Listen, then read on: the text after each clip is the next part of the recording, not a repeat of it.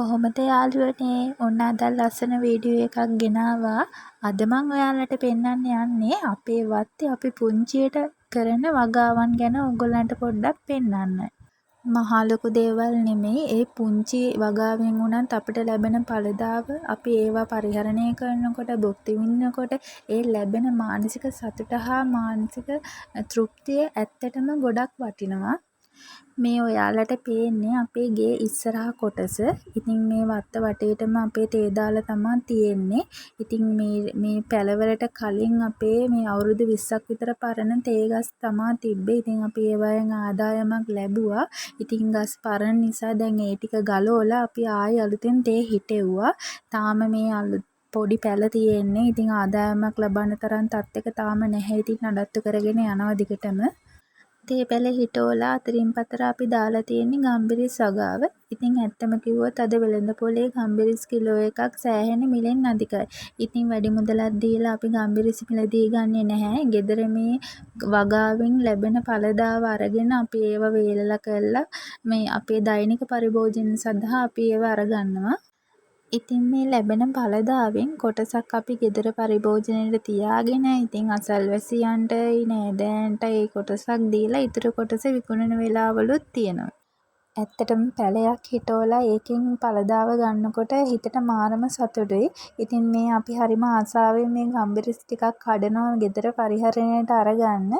ගම්බිරිස්සල් ගොඩ හිටවලා තිබ්බා. ඉතින් මේ සමහර ඒවා මැරිලා ගිහිල්ලා ඉතින් පායන කාලවලදී වතුර නැතුව ඒ වගේ ඉතින් මැරිලා ගිහිල්ලා තිබ්බා ගොඩක්.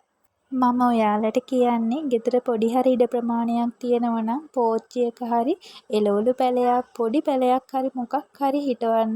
ඉතින් ඇත්තට මේකෙන් ඒ ගහ ලොකු වෙනකොට ඒක අලුත් දැල්ලක් හරි එනකොට මල් පිපෙනකොට ගෙඩි හැදෙනකොට ඉතින් ඇත්තටම අපිට ඒකින් ඵලදාව ලැබෙනවට වඩා අපිට දැනෙන හිතේ සතුට ඒක ගොඩක් වටිනවා. මේ ඔයාලා දකින්නේ අර තේ වගා කරලා තියෙන ගම්බිරිස් දාලා තියෙන ඉඩමෙම අපි මේ පොල් හිටවලා තියෙනවා. අපේ දෛනික පරිභෝජනයට ඇති වෙන ප්‍රමාණයට අපිට ඉතින් පොලුත් තියෙනවා. අපි කඩෙන් ගන්න කරන්නේ නැහැ, සල්ලි වලට ගේන්නේ කරන්නේ නැහැ. මේ දෙයින් අපේ මාස වියදමත් ටිකක් අඩු වෙනවා. ඉතින් අපිට හැමදේම අපි සල්ලි වලට ගන්න කරන්න ඕනේ නැහැ. ගෙදර පොඩි වලට හරි අපිට ඕන දේ අපි වගා කරගත්තාම ඇත්තටම ඉතින් මාස වියදමත් පොඩ්ඩක් හරි අඩු වෙනවා.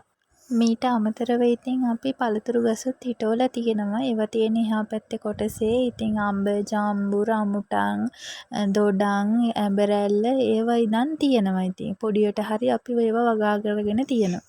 මෙතන අපි පොඩිවට සතුන්ට කෑම කන්න දාලා තියෙනවා. ඉතින් ඔය ලේන්නු කුරුල්ලා ඇවිල්ලා කෑම කාලා යනවා. මෙතන එහා පැත්තේ තියෙන්නේ කහ පැල වගේක් හිටවලා. ඔයාලට මතකද කොරෝනා කාලේ කහ හොයාගන්නවත් නැතුව තිබ්බනේ. ඉතින් අපි නම් කිසිම ප්‍රශ්නයක් වුණේ නැහැ. ගෙදරම හිටවලා තියෙන නිසා අපි ඒව පරිභෝජනයට අරගත්තා. මේ ටික තමයි අද මට ඔයාලත් එක්ක බෙදා ගන්න තියෙන්නේ. ඉතින් වීඩියෝ එක ලස්සන නම් මොකක් හරි අදහසක් තියෙනවා නම් පල්ලෙහෙන් කමෙන්ට් එකක් දාගෙන යන්න. ආයෙ අලුත් වීඩියෝ එකක් අරගෙන එන්නම්. ඔයාලට සුබ දවසක්.